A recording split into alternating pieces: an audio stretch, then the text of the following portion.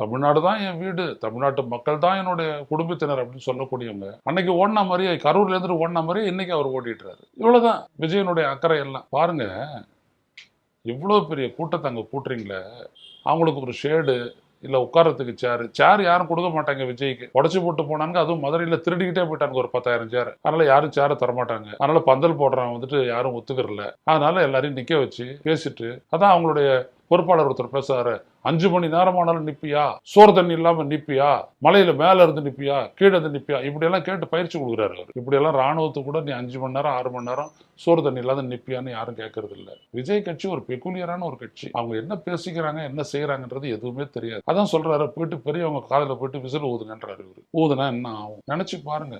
இப்படி ஒரு அரசியல் கட்சி. நான் சொல்றேன், மக்கள் எல்லாம் அவர்கிட்ட தான் இருக்கிறாங்களாம். மக்கள் எல்லாம் முட்டாள்கள்னு நினைச்சுக்கிட்டு பேசிட்டு இருக்காரு.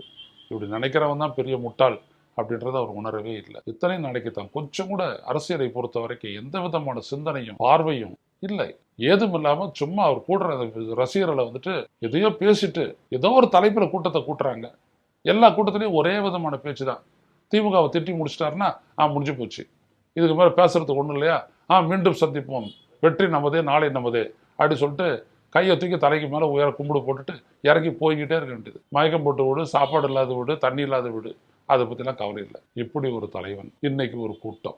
நல்ல வேளையா மக்கள் இன்னைக்கு வந்துட்டு ஊடகத்திலையும் சரி மற்ற எந்த இடத்துலையும் சரி இதை பத்தி விவாதிக்கவும் இல்லை, பெருசா பேசவும் இல்லை. அந்த அளவுல தமிழ்நாட்டுடைய விழிப்புணர்வு நாளுக்கு நாள் பெருகி கொண்டே வருகிறது.